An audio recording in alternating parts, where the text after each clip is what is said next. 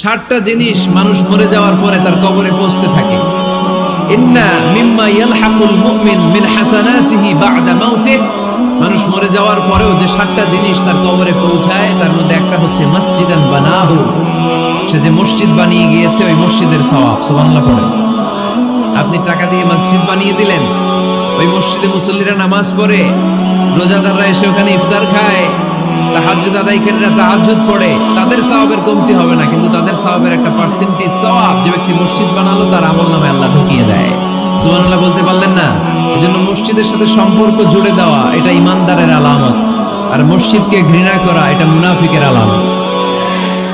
এজন্য আমরা যেন আমাদের হৃদয়টাকে মসজিদের সাথে জুড়ে দেই, মসজিদের সাথে যেন সুসম্পর্ক থাকে। মসজিদ সবার, মসজিদ নিয়ে দলাদলি নাই।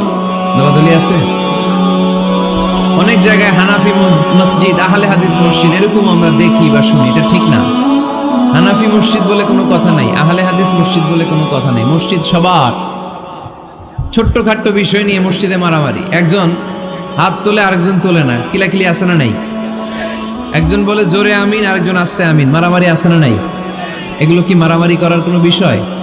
কথা বলেন। তাহলে মসজিদ সবার। মসজিদ, আল্লাহর হাবিব সাল্লাল্লাহু আলাইহি ওয়াসাল্লাম খ্রিস্টানদেরকে মসজিদে ঢুকতে দিয়েছেন, আর আমরা মুসলমান ভাইয়ের জন্য মসজিদে তালা ঝুলাই দেই, আছে না নাই?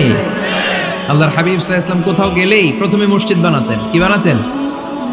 মসজিদ বানাতেন। মক্কা থেকে হিজরত করে মদিনায় আসলেন, কোবায় থাকলেন কয়েক সপ্তাহ। কোবা পল্লীতে তিনি মসজিদ বানালেন, মসজিদ কোবা।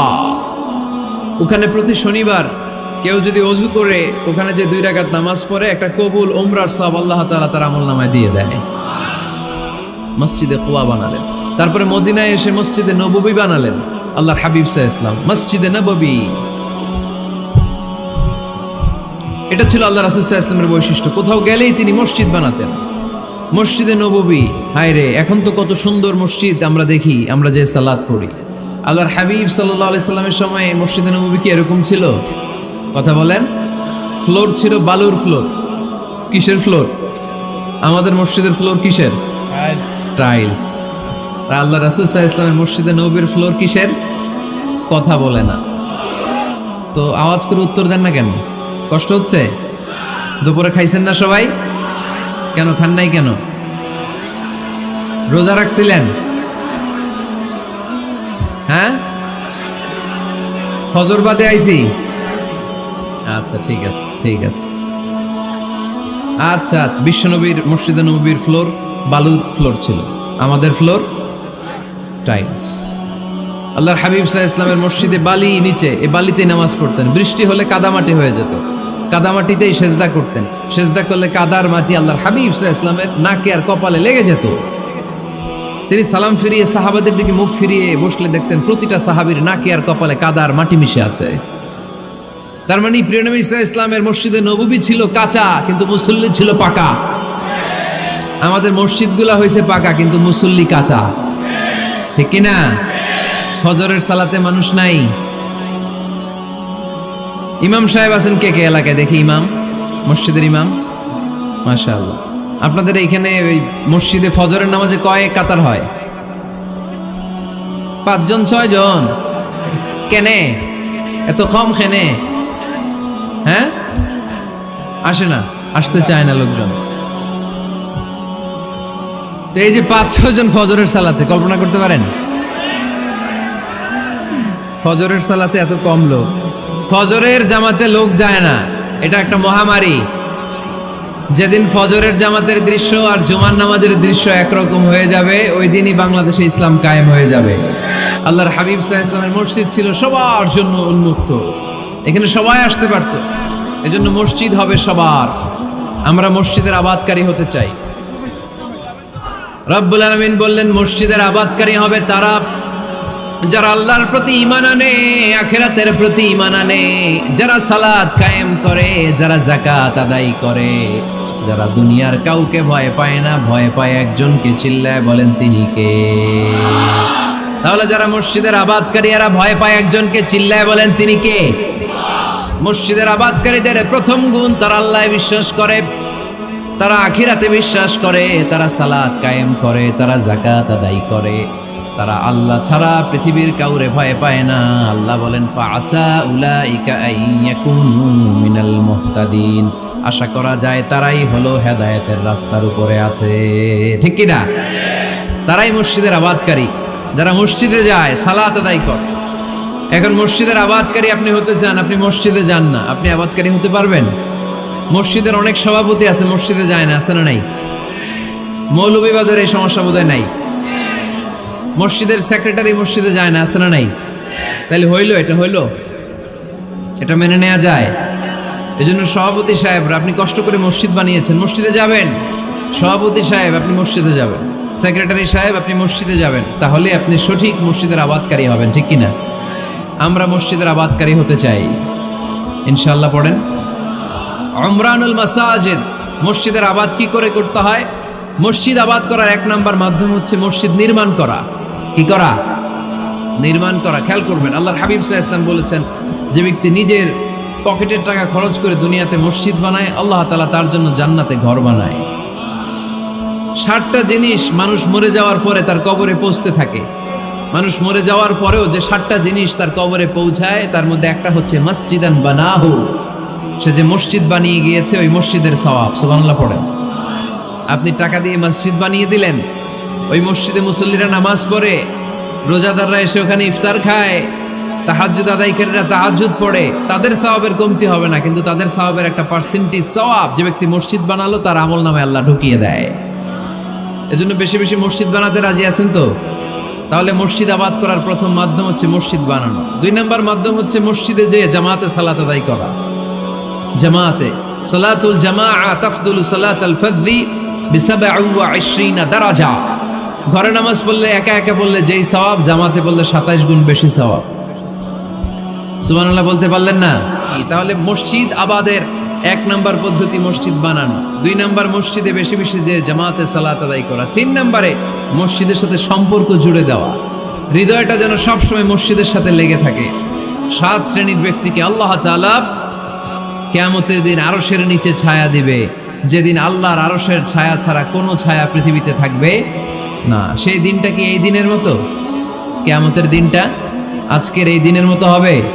50,000 বছর হবে। এটা লেন্থ, এটা ডিউরেশন। তারপরে মসজিদ আমাদের 4 নম্বর পদ্ধতি মসজিদকে পরিচ্ছন্ন রাখা, মসজিদকে ঝাড়ু দেয়া। মসজিদকে যারা পরিষ্কার করে তাদের হৃদয়ের যন্ত্রণা দূর করে দেয় কে?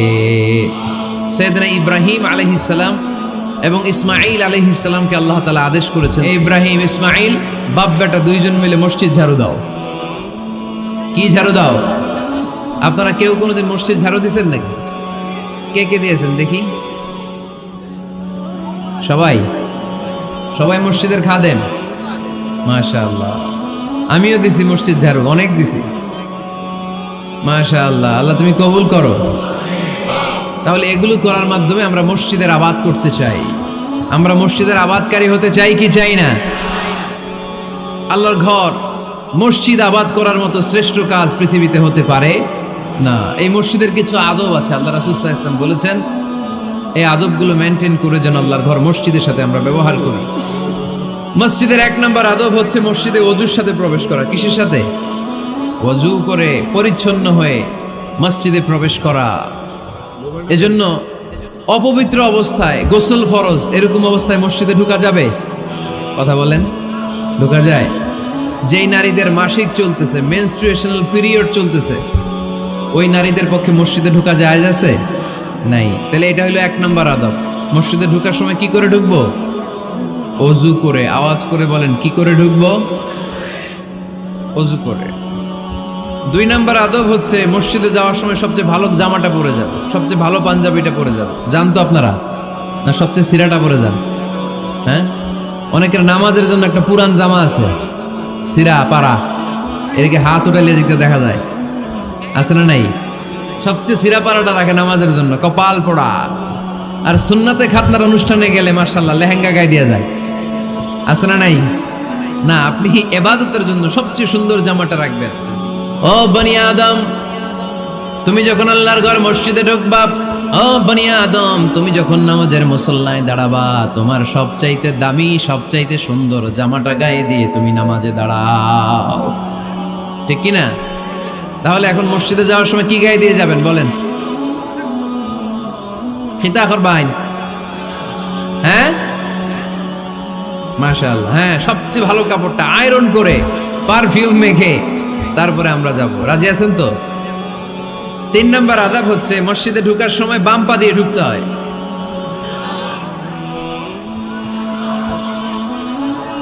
কোন পা? আরো জোরে। তো মসজিদে ঢোকার সময় কোন পা দিয়ে? এগুলো মনে থাকে আমাদের? ভুলা যাই আমরা, খেয়াল থাকে না তো এগুলা? এত কিছু মনের মধ্যে রাখলে এগুলো মনে থাকবে কেমনে? মসজিদে ঢোকার সময় কোন পা? আরো জোরে। বেরোয়ার সময় কোন পা? মনে থাকবে? মসজিদে যখন ঢুকবেন ডান পা দিয়ে ঢুকবেন, আর দোয়া পড়বেন, আউযু বিল্লাহিল আযীম ওয়া বিওয়াজহিল কারীম ওয়া সুলতানিহিল কদীম মিনাশ শাইতানির রাজীম। বিষ্ণু ইসলাম বললেন, যে ব্যক্তি মসজিদে ঢোকার সময় এই দোয়াটা পড়বে, শয়তান আফসোস শুরু করে, সে বলে, হায় হায়, আজকের দিনের জন্য, সারা দিনের জন্য তো তুই আমার ওয়াসওয়াসা থেকে বেঁচে গেলি, আজকের সারা দিনের জন্য তোরে আমি হারালাম, আজকের সারাটা দিন আল্লাহর পক্ষ থেকে প্রোটেকশন নিয়ে তুই বেঁচে গেলি, আজকের জন্য যা, কালকে তোরে আমি ধরবো। এজন্য এই দোয়াটা পড়ার দরকার আছে না? তারপর আল্লাহর হাবিব বললেন, ঢোকার আগে আমারে সালাম দাও। পড়বেন, আসসালামু আলাইকা আইয়ুহান নাবিয়্যু ওয়া রাহমাতুল্লাহি ওয়া বারাকাত। এই দুইটা জিনিস যখন করে ফেললেন, তখন ডান পা দিয়ে পড়বেন, আল্লাহুম্মা ইফতাহ লি আবওয়াবা রাহমাতিক। সুবহানাল্লাহ পড়েন। আল্লাহুম্মা ইফতাহ লি, ও আল্লাহ আমার জন্য তুমি খুলে দাও, আবওয়াবা রাহমাতিক, তোমার রহমতের দরজা। তার মানে মসজিদে ঢুকলে রহমত পাওয়া যায় কি যায় না? মসজিদে ঢুকলে পাওয়া যায় রহমত, মসজিদের বাইরে রহমতের কথা আল্লাহ বলে নাই। মসজিদের ভিতরে রহমত। কোথায় রহমত? কোথায়? মসজিদের ভিতরে রহমত আছে না? তার প্রমাণ, মসজিদে ঢুকলেই শান্তি লাগে কেমন জানি, আর ঘুমে ধরে। মসজিদে ঘুমাইছেন কারা কারা দেখি? সবাই ঘুমাইছেন? আরে আমি কত ঘুমাইছি। জুমার নামাজের সময় যে কি ঘুম আসে, আসে আসে, কমন পড়ছে, একেবারে কমন পড়ে গেছে। ঘুম আসে কারণ রহমত, রহমতের ঝিরি ঝিরি বাড়ি ধারা আল্লাহ তাআলা আরশের উপর থেকে নাজিল করতে থাকে, আর এই রহমতের কারণে হৃদয়টা প্রশান্ত হয়ে যায়, অনেকের ঘুমও চলে আসে, ঠিক কি না?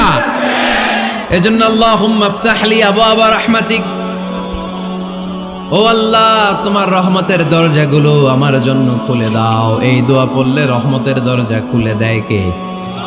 আবার মসজিদ থেকে যখন বের হবেন তখন কোন পা দিয়ে? জোরে বলেন।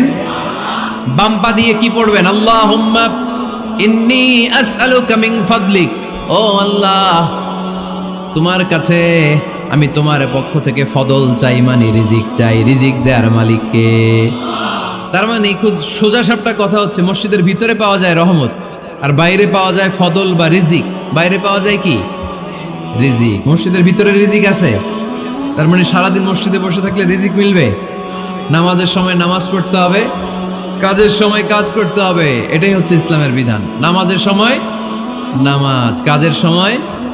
আমি প্রশ্ন করব, আওয়াজ করে উত্তর দেন। নামাজের সময়, কাজের সময়, নামাজের সময়, কাজের সময়।